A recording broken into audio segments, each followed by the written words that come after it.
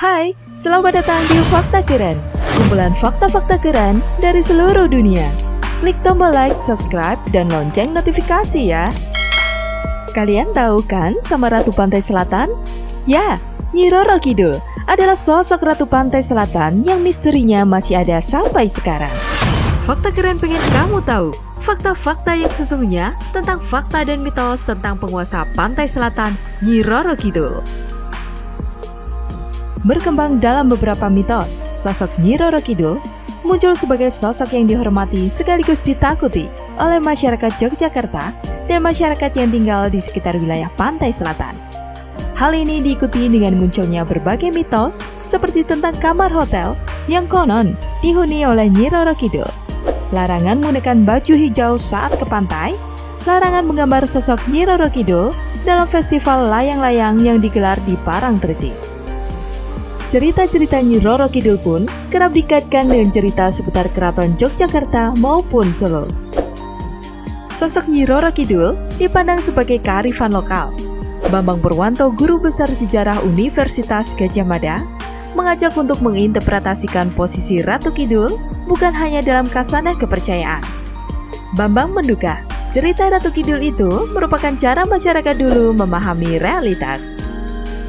Di baliknya, ada pengalaman empiris tentang kedahsyatan Laut Selatan Jawa. Kata Bambang, pengalaman empiris yang dimaksud adalah tsunami besar di Laut Selatan.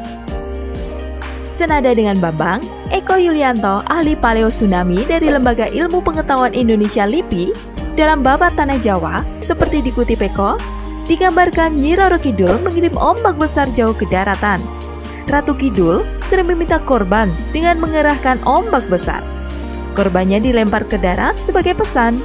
Hal ini menurutnya mirip peristiwa tsunami.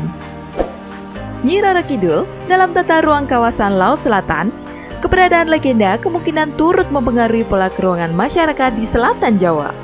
Kawasan rumah di kawasan selatan Jawa cenderung berjarak dari laut dibandingkan pemukiman di pantai utara Jawa yang cenderung padat.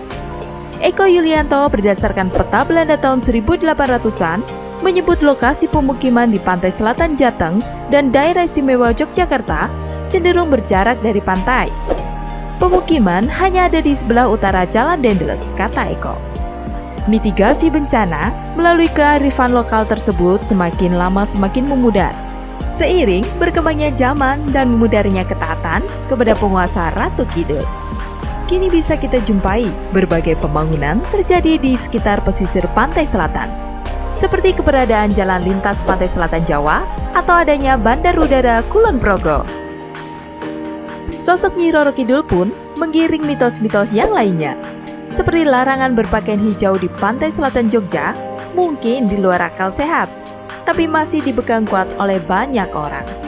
Bahkan ketika ada berita korban hilang ditelan ombak di batas selatan Pulau Jawa ini, orang-orang, apalagi di media sosial, langsung mencari tahu warna pakaian korban.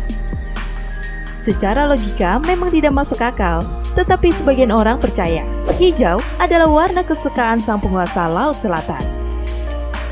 Mereka meyakini siapapun yang berpakaian hijau di sepanjang pantai selatan Jawa, termasuk pantai di Jogja, bakal tertimpa kesialan karena jadi sasaran dua tokoh legendaris tadi. Kemungkinannya disebut ada dua. Korban diambil untuk dijadikan pasukan tentara atau jadi pelayan alias budak Kanjeng Ratu Kidul ataupun Nyi Roro Kidul. Dugaan itu bakal makin menguat begitu pencarian dihentikan setelah korban hilang berhari-hari alias tidak berhasil ditemukan. Menurut kepercayaan turun-temurun yang juga menyebar dari mulut ke mulut ini, korban sudah diculik ke dimensi lain.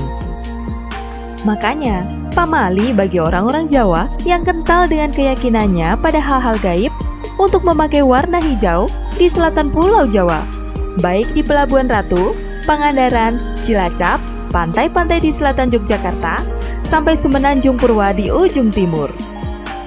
Dispar Bantul sendiri tidak pernah membuat aturan soal dress code ke pantai selatan, jadi pakai baju hijau ke sana tidak dilarang.